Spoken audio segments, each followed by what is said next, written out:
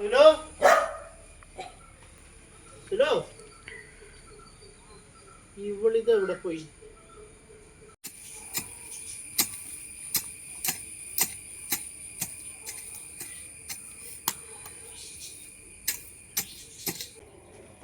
നീ എന്നിട്ട് ഇവിടെ കാണിക്കണേ? കുഴി കുത്തണ? ഡേ ഡേ ഒന്ന് മിണ്ടാണ്ടിക്ക മനുഷ്യ, ആൾക്കാർ കേൾക്കും. നിങ്ങൾ വന്നേ വാ. നീ എന്തൊട്ട കാണിക്കുന്നത്? ഒരു പുല്ല് പോലും ഭരിക്കാത്ത നീ ഇവിടെ കുഴി കുത്തായിരിക്കണ എന്തൊട്ടത്? എന്താ പ്രശ്നം? എന്താടി ഒന്ന് പറടി. ഒന്ന് മിണ്ടാണ്ടിക്ക പയ്യനെ പറ. എന്റെ പൊന്നു മനുഷ്യ, ഞാൻ കുഴി കുത്തണതല്ല. നീ സ്വർണം കുഴിച്ചിട്ടുണ്ടോ ഇവിടെ?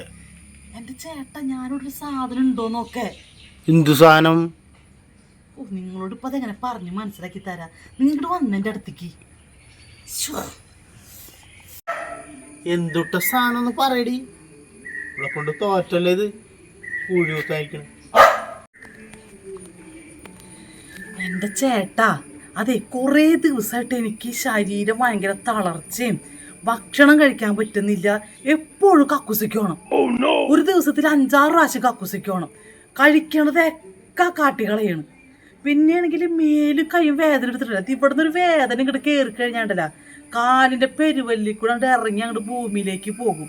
അമ്മാതിരി വേദന. അപ്പം എനിക്ക് കുറേ ദിവസമായിട്ട് എനിക്ക് എന്തൊരു അരുതായിക തോന്നുന്നു ചേട്ടാ. നീ എന്ത് എന്നോട് പറഞ്ഞേ? നമുക്ക് ഹോസ്പിറ്റലിൽ പോയിരുന്നില്ലേ? എന്നാ ഒരു കാര്യം ചെയ്, വാ, ഇഞ്ചി കുത്തി പിഴിഞ്ഞുതരാം. അതിന് വെള്ളം എന്റെ പൊന്നു മനുഷ്യ, ഞാൻ ഈ ചേട്ടനെ പറഞ്ഞു മനസ്സിലാക്കും. നിങ്ങളെപ്പോലൊരു മണ്ടൻ. എന്റെ പൊന്നു ചേട്ടൻ ആശുപത്രി പോകേണ്ട അസുഖല്ലത്. പിന്നെ ചേട്ടാ, ഇത് മറ്റേത്. കേൾക്കൂല ചേട്ടാ. കൂടോത്രം.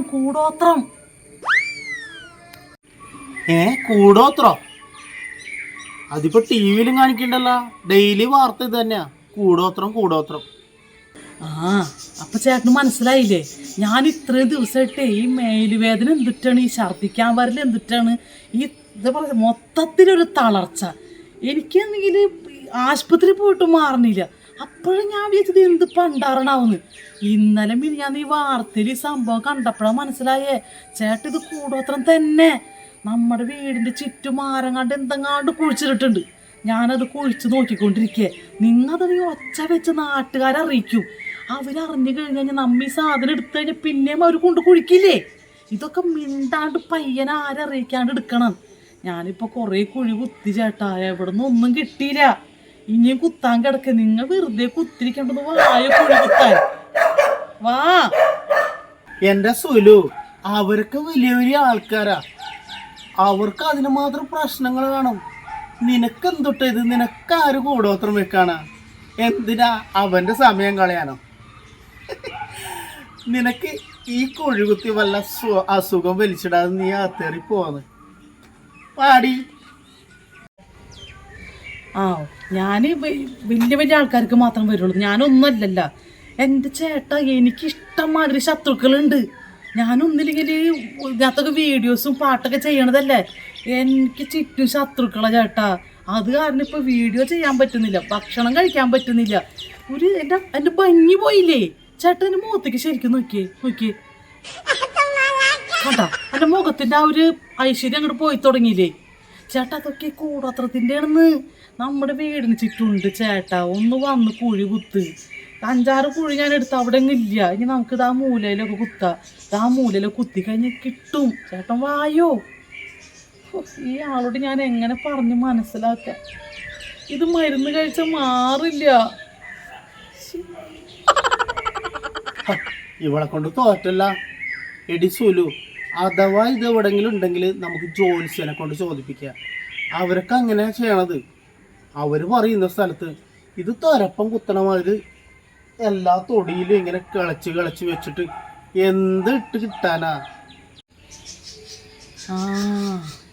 അത് ചേട്ടൻ പറഞ്ഞത് കാര്യമാണല്ലേ.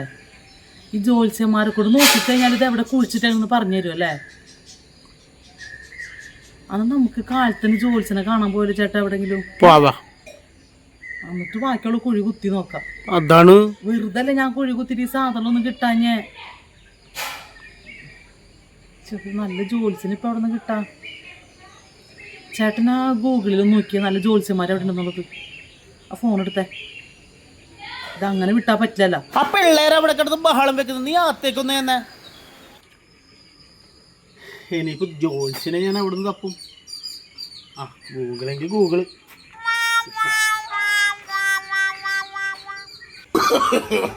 No, no, no, no.